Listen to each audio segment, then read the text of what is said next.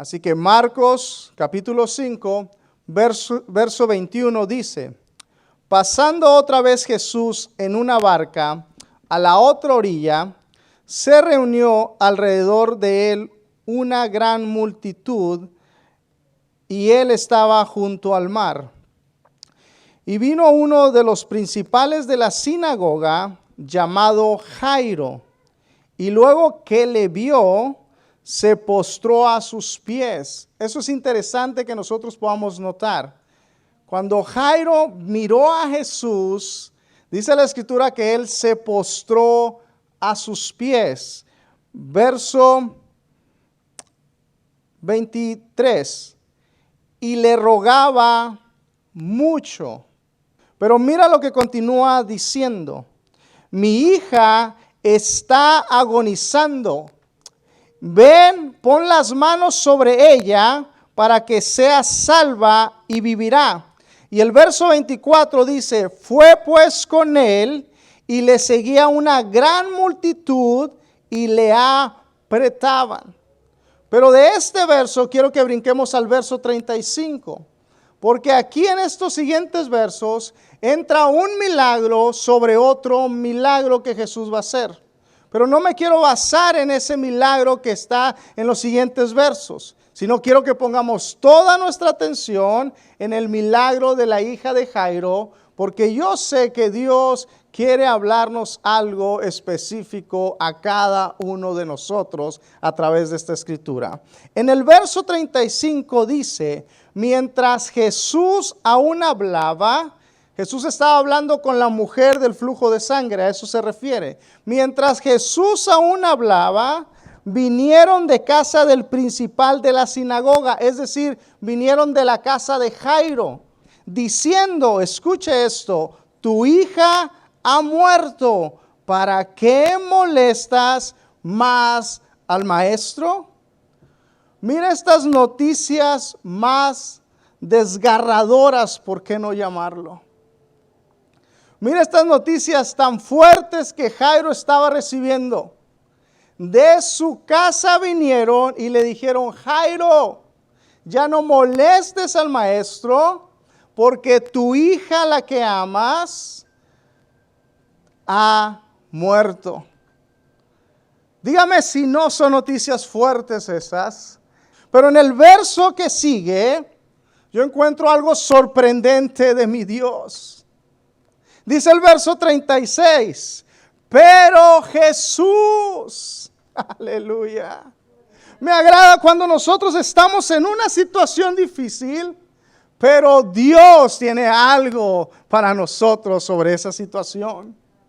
No importa en cuál tú andes caminando, en qué valle de muerte camines, siempre va a presentarse un pero de Dios para salvarte de ese valle.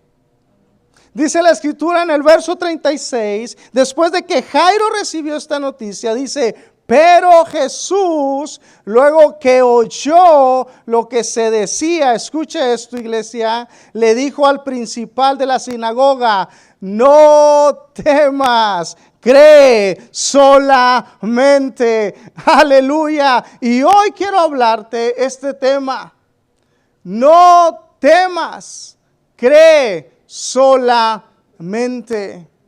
Pero quiero que podamos dimensionar la palabra de Jesús sobre la circunstancia que Jairo está pasando.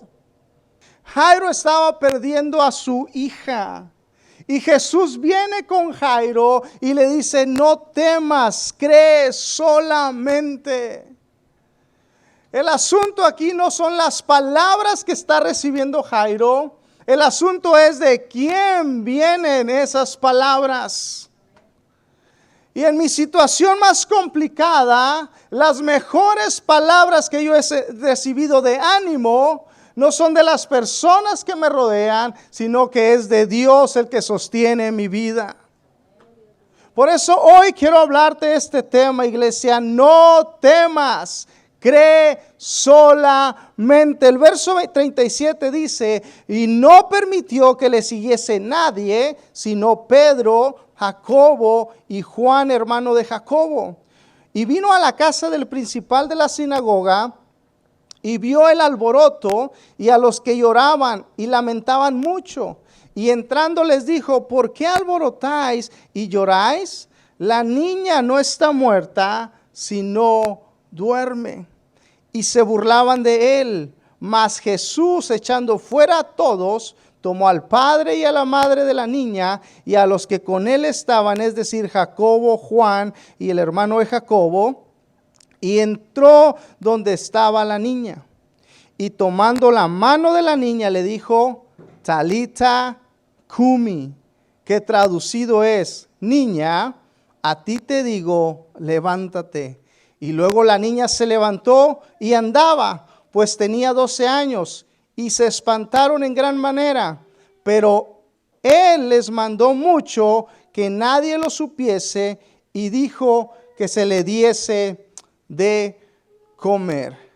Entonces, en esta tarde, en estos próximos minutos, voy a tratar de poner en tu corazón esta palabra que Jesús le habló a Jairo en un momento realmente desesperante. Y las palabras que quiero poner en tu corazón y que creo yo que Dios quiere plantar en nuestro corazón son las que le dijo en el verso 36. No temas, cree solamente. Eso es lo que Dios quiere hoy hablar a nuestras vidas. Ahora quiero poder llevarte un poco a entender quién era Jairo en este momento. En los tiempos de Jesús, en los tiempos cuando Jesús andaba en la tierra, en la sociedad judaica, si lo podemos llamar de esa manera, en el pueblo judío, existían diferentes tipos de liderazgos. Tenemos aquellos hombres que eran llamados fariseos, que ellos tenían un rango de liderazgo. Tenemos aquellos hombres que eran llamados escribas. Ellos también tenían un cierto rango de liderazgo. Por cierto, hace algunas semanas les prediqué acerca de los fariseos y los escribas.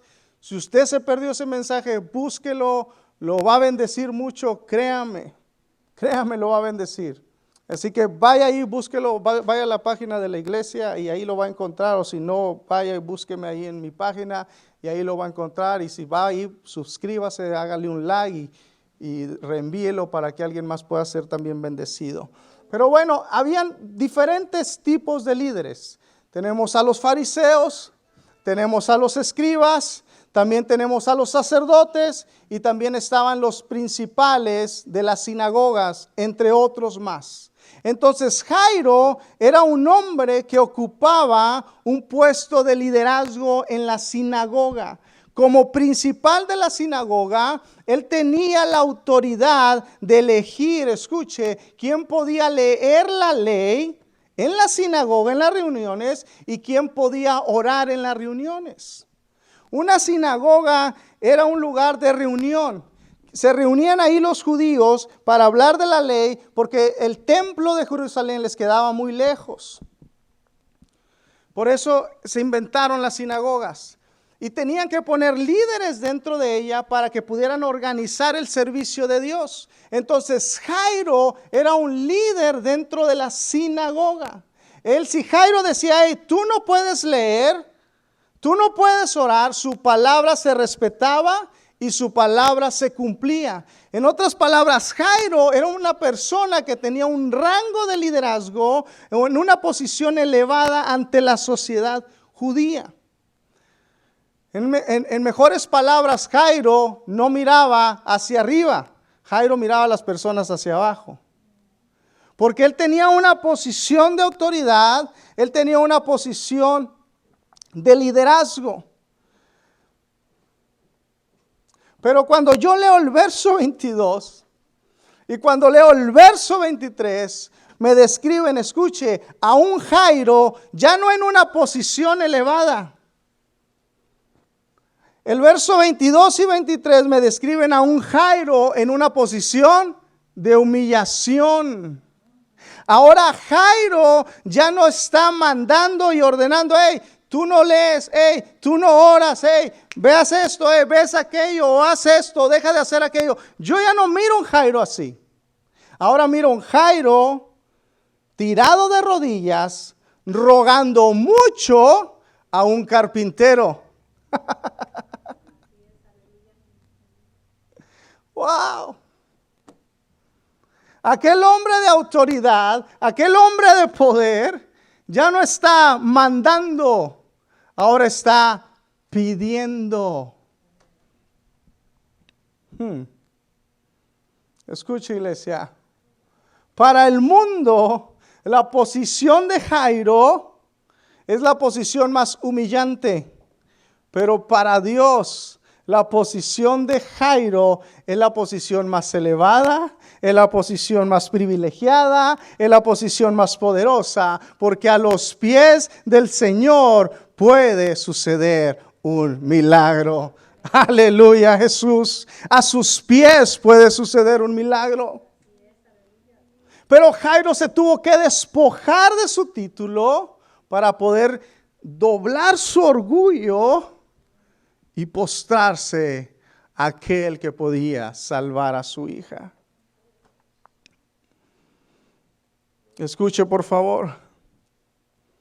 El orgullo es la principal barrera que nos aleja de Dios. Pero yo he encontrado algo más triste en esto.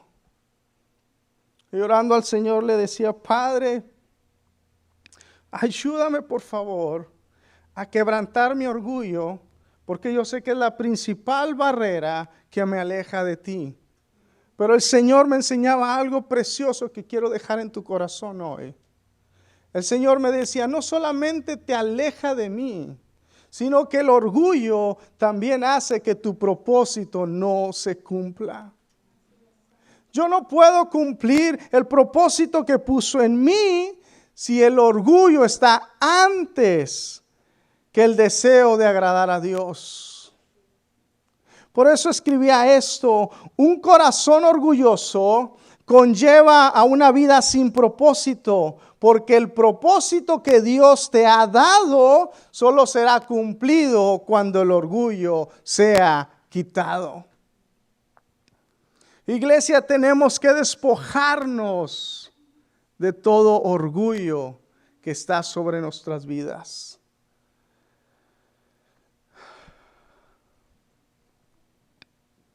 Ahora le pregunto, ¿por qué las personas no pueden cumplir su propósito en Dios?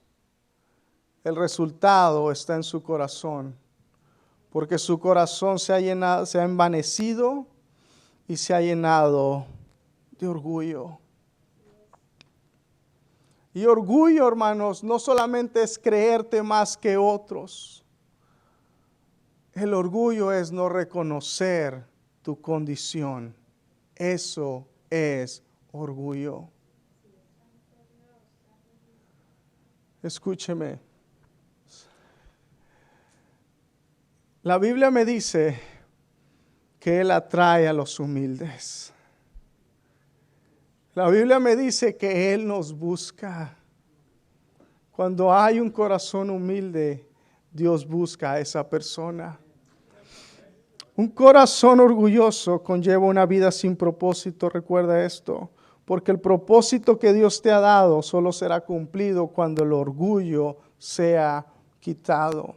Jairo dejó de mirar su título, es decir, dejó de creerse aquel principal de la sinagoga y ahora ha puesto su mirada en Jesús, el autor y consumador de la fe. Iglesia, Dios nos hace esta pregunta: ¿en quién está tu confianza? ¿En tus fuerzas? ¿En tus habilidades? ¿En tu dinero? ¿En tu título? ¿En tu nombre? ¿O tu confianza está en el nombre que es sobre todo nombre, el nombre de Jesús? ¿En dónde he puesto mi confianza? Y cuando yo pueda identificar dónde está mi confianza, entonces sabré si mi corazón está lleno de orgullo y si estoy cumpliendo mi propósito. Pero hay una segunda cosa que yo miro acá en este relato. Mire esto, lo que yo puedo ver acá. Jairo, cuando se presenta ante Jesús, Jairo muestra una fe para sanidad. Cuando Jairo viene delante de Jesús, le dice, ven y pon tus manos sobre mi hija para que sea salva. La palabra salva en el original es sana, entre otras palabras, pero ahora solo me quiero enfocar en ella. Le dice, ven y pon tus manos sobre mi hija para que sea sana. Entonces yo miro a un Jairo que llega delante de Jesús con una fe para que su hija fuese sana. Esa es la fe que Jairo me muestra en los primeros versos cuando se presenta delante de Jesús. Una fe por sanidad. Pero en el verso 35 sucede algo increíble y algo muy doloroso a la vez. ¿Qué sucede? Que la hija de Jairo, ¿a qué? Ha muerto. Entonces Jairo ya no necesita una fe para sanar. Ahora, ¿qué necesita Jairo? Una fe para resucitar a su hija. Hay momentos en los cuales nosotros vamos a venir con una fe para ciertas cosas, pero entonces va a haber momentos al instante que nuestra fe tiene que crecer, porque ahora ya no va a ser la misma fe que necesitaba ayer, ahora es una nueva fe que necesito. Jairo ya no podía llegar con una fe para sanidad. Ahora Jairo necesitaba una fe para resucitar a su hija. Pero para que la fe, hermanos, de sanidad se convierta en una fe de resurrección, ¿sabes qué necesitaba Jairo?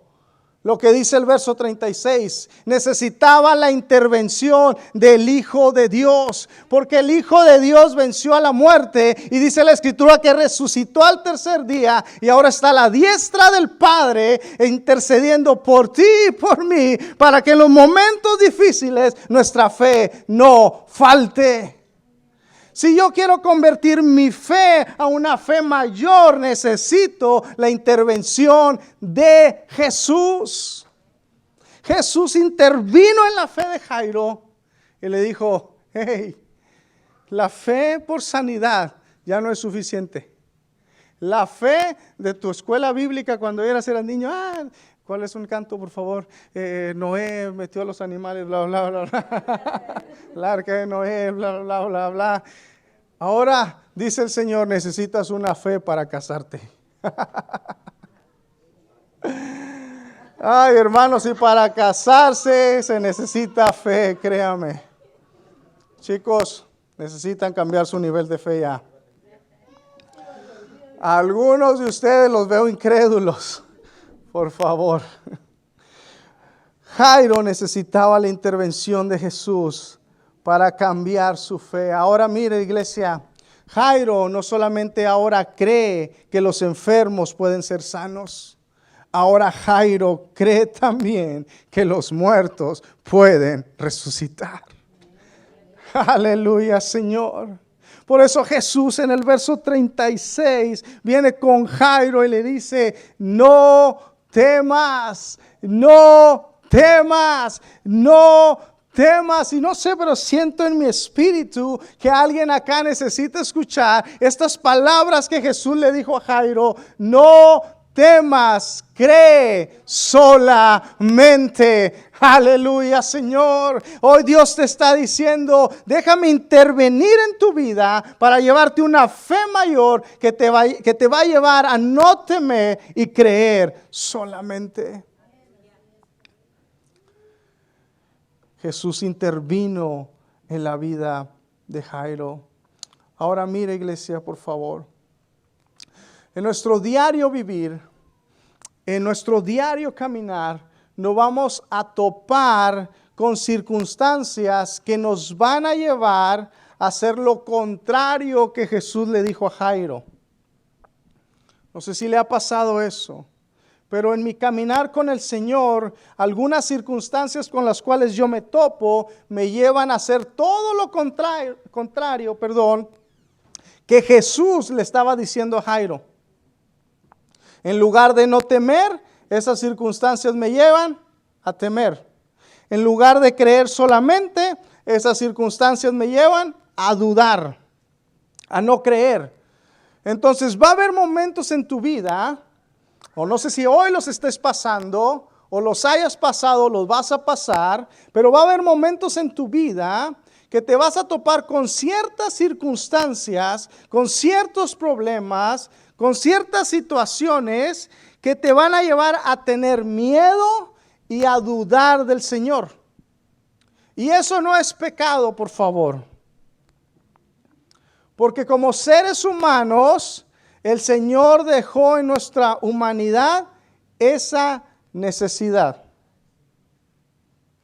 de sentirnos amados, de sentirnos protegidos, de sentirnos cuidados.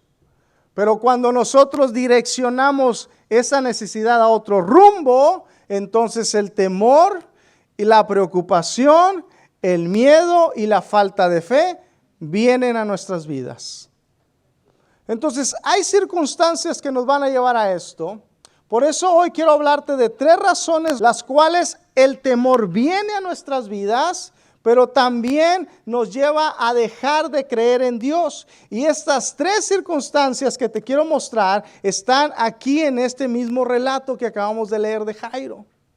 Así que quiero hablarte de estas 3 razones. Número 1, lo primero que me lleva a tener miedo, a temer o dejar de creer en Dios es no saber esperar. Si yo no sé esperar en el Señor, si yo no soy paciente en el proceso, entonces estoy cayendo, escúcheme, en el temor, y el temor me va a llevar a dudar todo lo que Dios me dice que soy.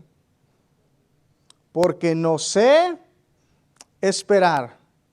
Ahora mire esto, Jairo tuvo que esperar en su desesperación la voluntad de Jesús. Y la verdad esto me bendijo mucho. Y espero en el Señor que también lo bendiga a usted. Jairo tuvo que esperar en su desesperación la voluntad de Jesús. ¿Qué es lo que Jairo quería que sucediera con su hija? Que fuese sana. ¿Recuerda el relato? Por eso le puse video y hasta le puse relato para que no se le olvide. Jairo quería que su hija fuese sana. Entonces, ¿qué pasó? Jairo viene ante Jesús y Jairo comienza a rogarle a Jesús. ¿Cuánto? ¿Poquito? ¿Cuánto dice? Mucho. Al grado que por fin convence a Jesús de que vaya con él a su casa para que sane a su hija. Entonces por fin viene Jairo y viene Jesús y ya van a la casa a sanar a su hija. Pero cuando van en el trayecto de la casa de Jairo, cuando van en el camino, Jesús se le ocurre detenerse. ¿Por qué Jesús se detuvo? Porque alguien tocó el bordo de su manto. Entonces Jesús se detiene y dice, hey, mira a sus discípulos, ¿quién me tocó? ¿Y qué dicen los discípulos? Señor, si todos te aprietan, parece que andamos en la feria de Nuevo León, de Monterrey, donde todos hay squishies, todos ahí apretándonos. Señor, si todos te aprietan, ¿cómo que quién te tocó? Dice el Señor, no, momento, alguien me tocó porque salió poder de mí. Entonces Jesús está peleando con sus discípulos de quién los tocó, mientras Jairo, el que se le está muriendo su hija, está acá esperando. ¿Te puedes, papá, imaginar la cara de Jairo? Deja su cara, su corazón, su angustia. Jairo fue con Jesús y le dijo, mi hija está agonizando, Señor, es de vida o muerte, vámonos por favor, ayuda a mi hija, sánala. Y cuando Jesús va allá, Jesús se detiene. ¿Te puedes imaginar eso? No sé si usted ha visto películas donde llega el papá corriendo con la bebé, ayuden a mi hija, tuvo un accidente, ¿verdad? Y está la sala repleta de pacientes. Y entonces sale el doctor sobre ella porque es prioridad, se va a morir. Pero el que está ahí sentado dice, oye, yo aquí tengo 3 horas. Jairo no estaba por una muela que le dolía. Jairo estaba ahí esperando porque su hija estaba muriendo. Lo que más amaba Jairo en su vida, puedo decirlo, estaba a punto de morir. En un momento desesperante, iglesia, Jairo aprendió a esperar y aceptar la voluntad de Jesús. Escúchame por favor. Dios tiene un tiempo específico para cada uno de sus hijos. Y la parte que nos corresponde como hijos es saber esperar su tiempo. La parte que a mí me corresponde es saber esperar el tiempo de Dios. Es todo.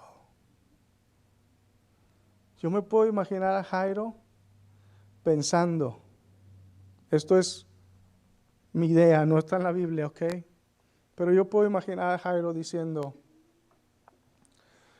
si Jesús se tuvo que detener a sanar a esa mujer, sabiendo que mi hija está a punto de morir, es porque Jesús también tiene el control de la vida de mi hija. Y yo lo voy a esperar. Yo voy a esperar su voluntad y voy a aceptar su voluntad, porque el tiempo de Él es mejor que el tiempo mío. Dios tiene un tiempo específico para cada uno de nosotros. Lo que nos corresponde hacer, iglesia, es esperar el tiempo de Dios, porque Él lo va a hacer. Él siempre lo hace. Así que no te desesperes. Iglesia, aprende a esperar en el Señor. Aprende a esperar, por favor. Dios le habla al profeta Habacuc en capítulo 2, verso 3. Escríbelo ahí al margen porque no aparece. Y le dice estas palabras. Aunque la visión tardara, aún por un tiempo, mas se apresurará hacia el fin.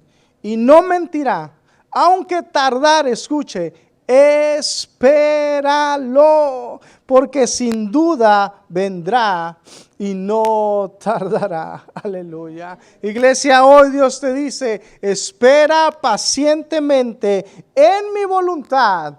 No temas, solo cree solamente. Porque Él lo va a hacer. Número 2, vamos a avanzar por favor. Lo segundo que me lleva a temer y a dejar de creer en Dios es las malas noticias.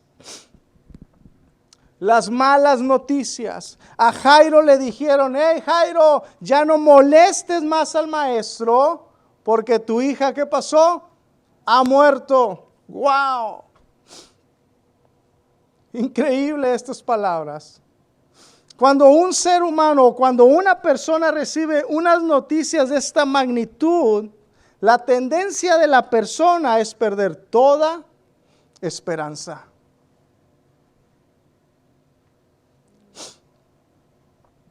Vinieron con Jairo y le dieron estas noticias. Hey, ¿ya murió tu hija?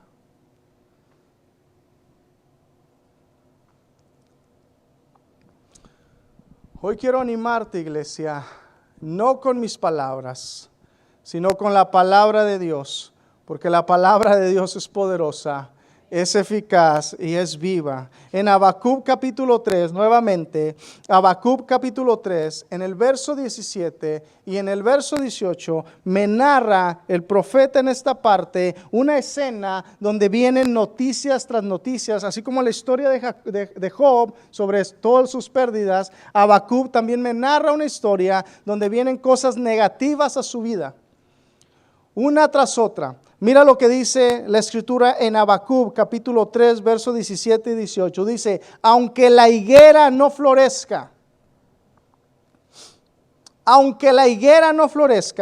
ni las vides haya fruto, aunque falte el producto del olivo, y los labrados no den mantenimiento, y las ovejas sean quitadas de la majada, y no haya vacas en los corrales.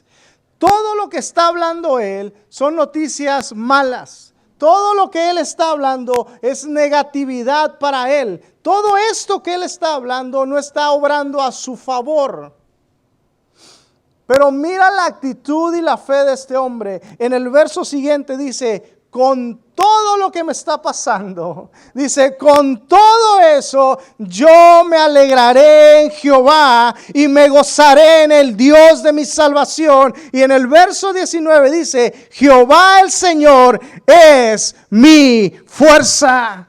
No importa lo que yo esté pasando, no importa las noticias que vengan a mi vida, yo me alegraré en el Señor. Es lo que Dios quiere depositar en nosotros cuando Él dice, no temas, cree solamente. Cree, hermano, no tenga temor de las circunstancias. Que las malas noticias, iglesia, no muevan tu fe. Que las malas noticias no muevan tus convicciones. Que las malas noticias no muevan tu confianza en el Señor. Cuando vengan malas noticias a tu vida, porque vendrán desafortunadamente, vendrán malas noticias. De hecho, algunos ya nos han llegado esas malas noticias. Cuando venga el doctor con un diagnóstico que no es favorable a ti. Cuando venga una noticia tal vez de tu hijo o de tu hija. Cuando venga una noticia, no sé, tal vez de tu relación. Cuando venga una noticia, no sé, tal vez de tus finanzas. Cuando venga una mala noticia, recuerda las palabras de Jesús que le dijo a Jairo. No temas, cree solamente. Y 3, para concluir ya. Número 3. ¿Qué es lo que me hace tener temor y me lleva a no creer? Las malas compañías. Y no estoy hablando de tu compañía de teléfono o de seguranza. Esos también te llevan a temer. Ay, Jehová Dios. Las malas influencias, hermanos. Chicos, pongan oído a esto, por favor, porque esto los va a bendecir a ustedes mucho. Las malas compañías. Estas son personas que te alejan de Dios. Estas personas, hermanos, escuche, estaban en la casa de Jairo. No se sabe si eran amigos, si eran familiares, pero lo único que podemos notar en la escritura, que eran personas del círculo cercano de Jairo. Estas personas que vinieron con Jairo a traerle las malas noticias de que su hija estaba muerta, dice la Biblia que venían ¿de dónde? De la casa del principal. Entonces eran personas que estaban cerca de Jairo. ¿Y por qué le digo esto? Porque ellos sabían a dónde ir a encontrar a Jairo. Ellos fueron a buscarlo donde estaba el maestro.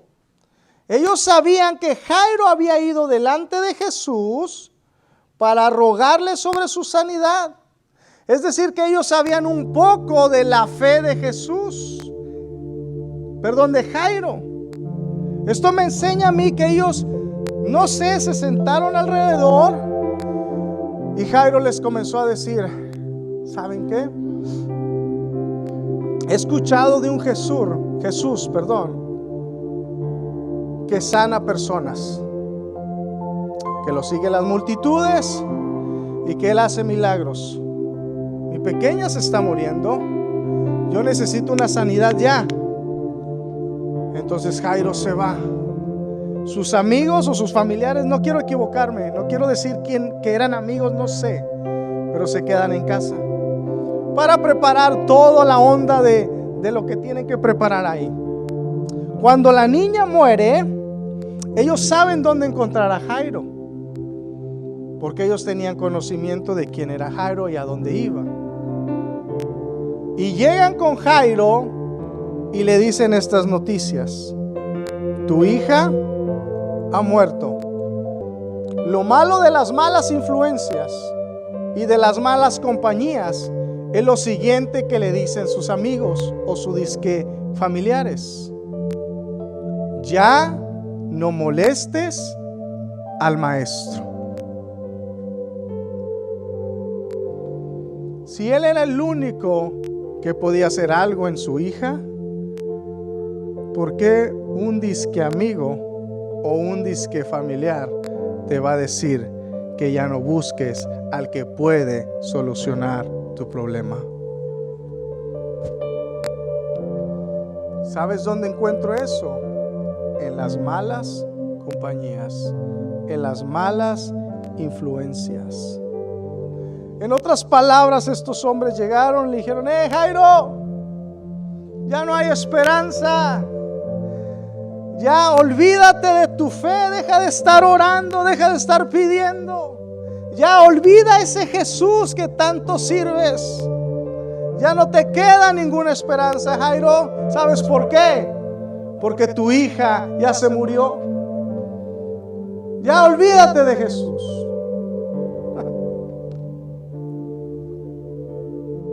¿A quién le gustaría ese tipo de personas alrededor? No yo. No a mí. Yo no quiero personas que en lugar de motivarme a acercar a Dios, me alejen de Dios. Joven, recibe este consejo. Rodéate de personas que te acerquen más y más y más y más a Dios. Porque esas personas desean un bien para tu vida. Aquellas personas que te dicen: acerquémonos más a Dios. No te estoy diciendo de que te llevan a la iglesia, no. Te estoy diciendo que en aquellos lugares donde nadie te ve, en la escuela, detrás de una pantalla,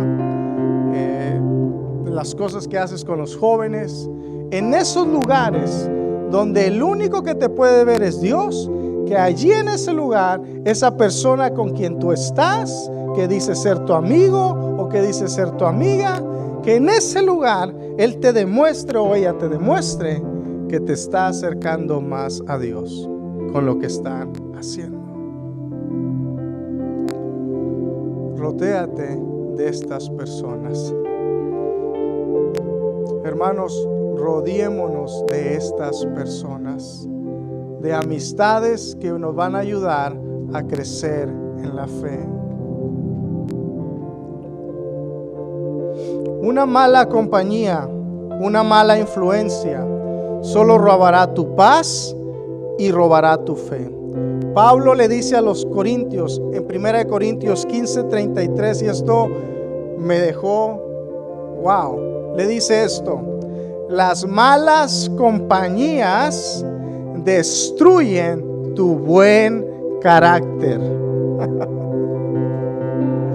Las malas compañías destruyen tu buen carácter. Cuando un amigo venga y te quiera corromper, cuando un disque amigo, mejor dicho, venga y te quiera corromper, quiera alejarte de Dios o decirte que ya no hay esperanza, haz esto: cierra tus oídos, cierra tus oídos. Abre tu Biblia en Marcos capítulo 5, verso 36 y recibe las palabras de Jesús. No temas, no temas, no temas, cree solamente.